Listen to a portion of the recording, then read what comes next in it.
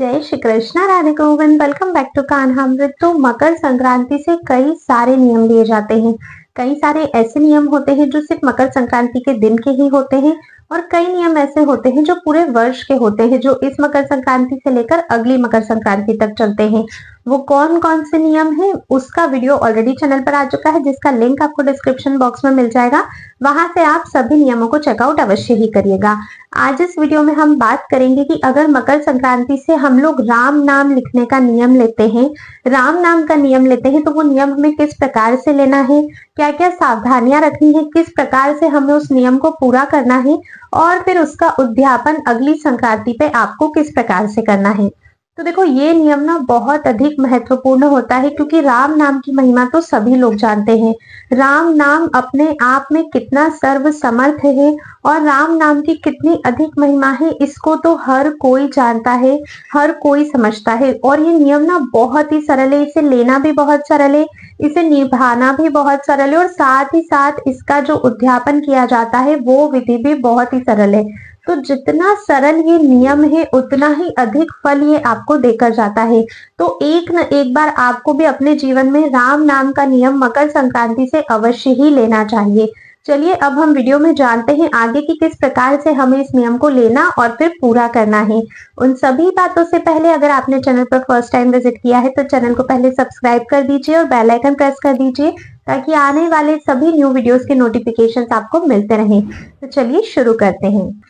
राम नाम का नियम लेना, इसका अर्थ ये होता है कि आप राम नाम लिखने का नियम ले रहे हो। अब सर्वप्रथम तो हम ये जान लेते हैं कि हमें कितने नाम लिखना है।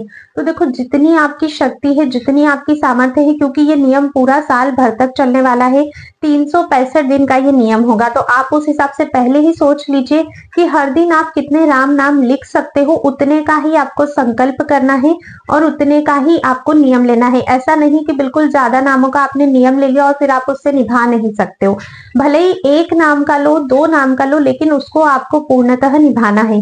तो जितना आपकी सामर्थ्य है उतना नियम आपको लेना है। ठीक है, नियम किस प्रकार से लेना है, उसके लिए क्या क्या सामग्री चाहिएगी वो जानते हैं। तो देखो, ज्यादा कुछ आपको नहीं चाहिएगा। जिस भी नोटबुक में आपको या जिस भी डायरी में आपको राम नाम लिखना है वो आपको चाहिएगी।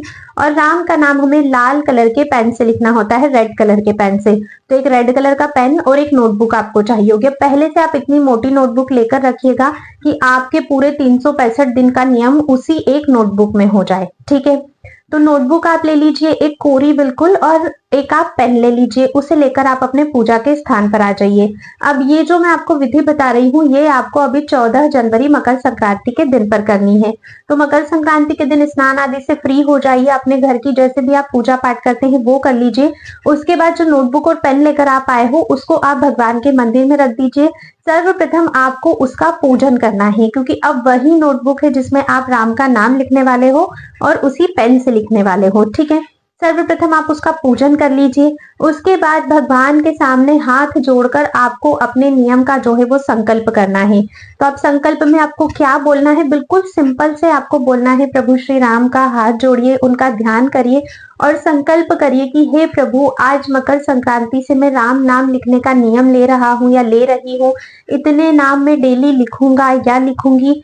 आप मुझे इतनी सामर्थ्य दीजिए, इतनी शक्ति दीजिए कि मैं अपने इस नियम को बिना किसी बाधा के पूर्ण कर सकूं और मेरी हर मनोकामना की पूर्ति कीजिएगा। इस तरह से आपको लेना है अपने राम नाम नियम का संकल्प। अब संकल्प हो गया, आपकी नोटबुक और पेन की पूजा भी हो गई। उसके बाद वहीं मंदिर में ही बैठकर आपको भगवान के सामने ही जितने भी राम नाम का नियम लिया है वो राम नाम आपको उस दिन लिखना है। जैसे मान लीजिए कि आपने एक पेज लिखने का नियम लिया है कि मैं रोज एक पेज राम नाम लिखूंगी या मैं रोज 108 राम नाम लिखूंगी। ठीक है, तो मकर संक्रांति के दिन आप सर्वप्रथम पहले दिन का नियम करिए, तो 108 नाम आप लिखिए। ठीक है, उसमें जैसे ही आप नाम लिखना स्टार्ट करते हैं तो सबसे पहले प्रभु श्री राम का नाम आप बड़े बड़े अक्षरों में एक पेज पे लिख लीजिए।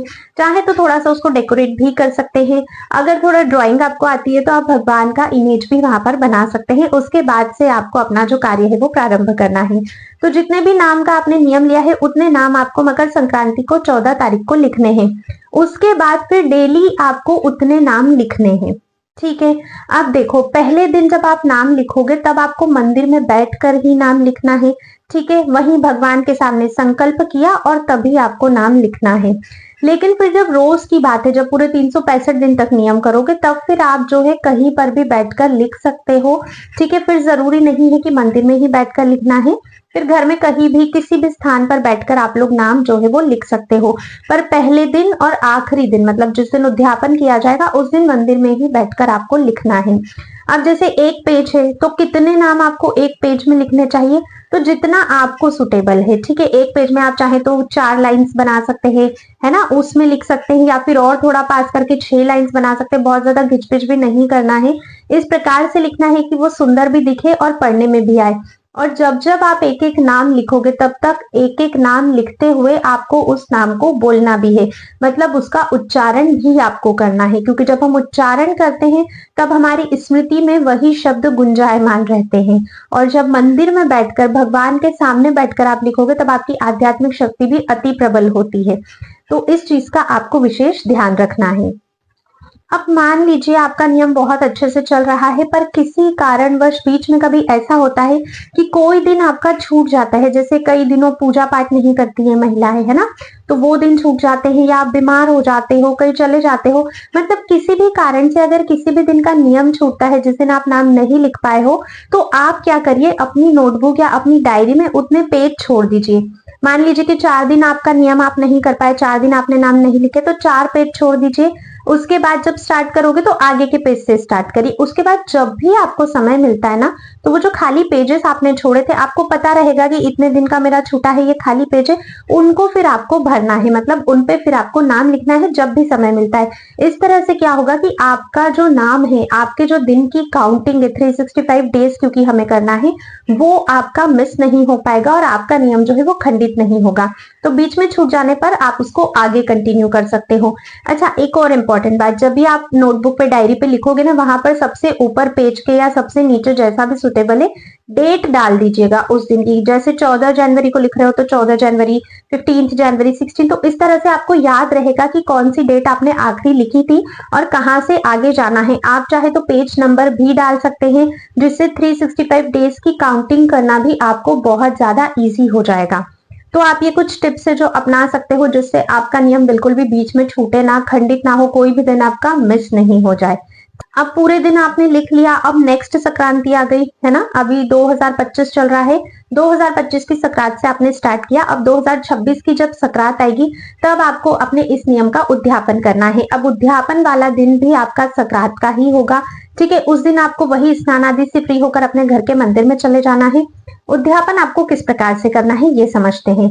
तो सबसे पहले तो उद्यापन के लिए आपको दान निकालना होता है। तो दान में आपको क्या क्या चीजें लगेंगी, राम जी के नाम से आपको कपड़े निकालने हैं। ठीक है, जिसमें आप लोग धोती कुर्ता सर्वोत्तम होता है, धोती कुर्ता निकाल दीजिए, नहीं तो कुर्ता पजामा निकाल सकते हो। अगर दोनों ही पॉसिबल नहीं है तो एकदम एंड में जाके फिर आप पैंट शर्ट का कपड़ा निकालिएगा, पर ट्राई कीजिएगा कि आप लोग धोती कुर्ता ही निकाल सको। ठीक है, धोती कुर्ता निकाल लीजिएगा, साथ में सॉक्स ले लीजिएगा, जुराब जिन्हें कहते हैं, सॉक्स आप लोग ले लीजिएगा। उसके बाद आप एक हैंकी ले लीजिएगा। ठीक है, उसके बाद आपको कोई भी गर्म कपड़ा लेना है, आप चाहे तो वुलन कैप ले सकते हैं, मफलर ले सकते हैं, स्वेटर ले सकते हैं, कोई भी गर्म कपड़ा आपको लेना है, क्योंकि ये सब हम राम जी के नाम से निकाल रहे हैं, तो आपको उस हिसाब से ध्यान में रखते हुए ही चीजों को लेना है। उसके बाद गर्म कपड़ा आप ले लीजिएगा, थोड़ा सा कुछ मीठा आप ले लीजिएगा, जो भी मिठाई या मीठा घर में अवेलेबल है वो चीज लेनी है। साथ ही में आपको एक कोरी, एकदम बिना यूज करी हुई नोटबुक लेनी है और रेड कलर का पेन लेना है, क्योंकि हमारा नियम था राम नाम लिखने का, जो कि हमने नोटबुक से संपूर्ण किया था। तो आपको एक बिल्कुल बिना यूज करी हुई नोटबुक लेनी है, कोरी जिसे हम कहेंगे, और एक रेड कलर का कोरा बिना यूज किया हुआ पेन आपको लेना है, वो भी आप रख लीजिए। साथ ही में आप कुछ दक्षिणा रख लीजिए। ठीक है, दक्षिणा में आप जितना भी रखोगे, क्योंकि दक्षिणा का मतलब ये होता है कि नियम में या दान में अगर कोई भी त्रुटि आपसे हो रही है, कोई भी कमी रह गई है, तो वो दक्षिणा उसको पूरा कर देती है। ये सारी चीजें लेने के बाद, इन सभी चीजों को मिनसने के बाद, मिनसने का मतलब होता है उसे प्रसादी कर लेना। 2 बार आपको ऐसे हाथ में जल लेकर उस सामग्री के ऊपर से वार देना है, इस तरह से वो मिनस जाती है। इसके बाद फिर ये सारी सामग्री आप मंदिर में किसी भी पंडित को दे सकते हैं, किसी भी ब्राह्मण को आप ये चीजें दे सकते हैं। ये प्रभु श्री राम के नाम का दान रहता है, जो आपको उद्यापन वाले दिन करना है। बस इतना ही करना है, आपका उद्यापन जो है वो हो जाएगा। ठीक है, अब ये जानते हैं कि जिस नोटबुक में आपने नाम लिखा था, या जो बुक अब आपके पास है राम नाम की, उसका आपको क्या करना है। तो देखो क्योंकि उसमें राम का नाम लिखा है और प्रभु श्री राम का एक नाम भी अगर कहीं पे लिख दिया जाता है ना, तो वो स्थान बहुत ही ज्यादा पवित्र हो जाता है, एक तीर्थ के समान हो जाता है। तो जिस नोटबुक में आपने प्रभु श्री राम के इतने सारे नाम लिखे हैं, वो एक संपूर्ण ग्रंथ अब बन चुका है। तो आपको उसको बिल्कुल उसी तरह रखना है जिस तरह से हम लोग अपने धार्मिक ग्रंथ रखते हैं और उनका पूजन करते हैं।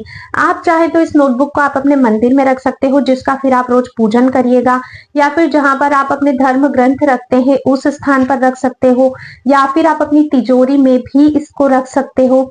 ठीक है, अगर किसी भी कारणवश घर पर आप संभाल कर नहीं रख पा रहे हो नोटबुक को, तो फिर आपको क्या करना है कि किसी भी पवित्र नदी में आपको नोटबुक और जो पेन आपने यूज किया था, जिससे आपने नाम लिखा था, इन दोनों को ही आपको किसी पवित्र नदी में प्रवाहित कर देना है।